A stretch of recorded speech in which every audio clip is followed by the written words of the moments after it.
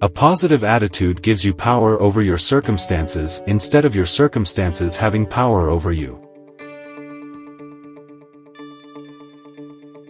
I feel like this quote embodies a common benefit to positivity that goes understated. Positivity gives you control of your perceptions. Our perceptions are simply the way our brains interpret our external reality.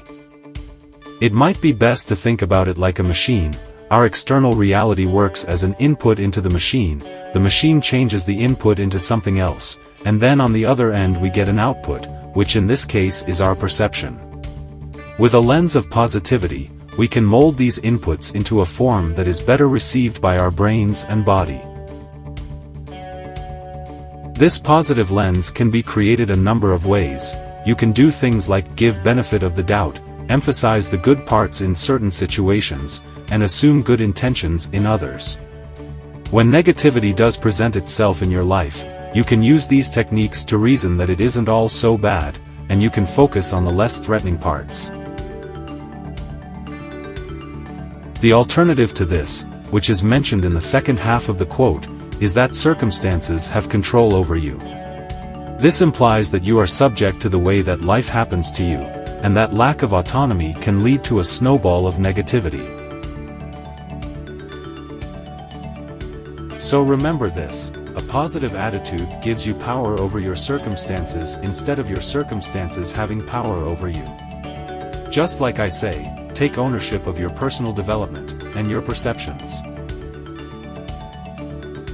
There is no such thing as a flat, monotonous life. Every life has its peaks and valleys. When things don't go my way, at work, in personal relationships, with my health, my mood darkens and I feel down. That would be one of those valleys. But when we find ourselves at a peak, we might overestimate our abilities or look down on others out of arrogance. We can forget our imperfect state, falling into a prideful mindset, as if we have already achieved enlightenment. This creates a vicious cycle. Of course, as human beings, we are not capable of maintaining an unfailingly calm and tranquil mind in the face of whatever events may transpire or circumstances we may find ourselves in. The unparalleled Yokozuna sumo wrestler Futobayama holds the all-time record of 69 consecutive wins. But in seeking victory in a 70th bout, he lost, after which he is said to have sent a telegram to his teacher that read, "The fighting rooster eludes me still." These words refer to a fable by the Chinese sage Zhuangzi. The story is about the training of a fighting cock, which was groomed to be impervious to the crowing of other roosters. Once the cock reached a level of heightened awareness, ready to attack when warranted but otherwise as immovable as a rooster carved out of wood, he would be unbeatable. Having been ruffled by his opponent in his 70th bout, Futobayama expressed in his message to his teacher his self-reproach for not yet having reached that level.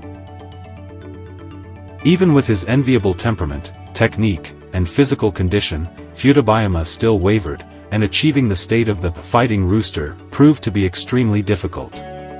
When bad things happen, or when we find ourselves in a tough position, it's okay to feel down about it, but then turn your negative mindset into a positive one.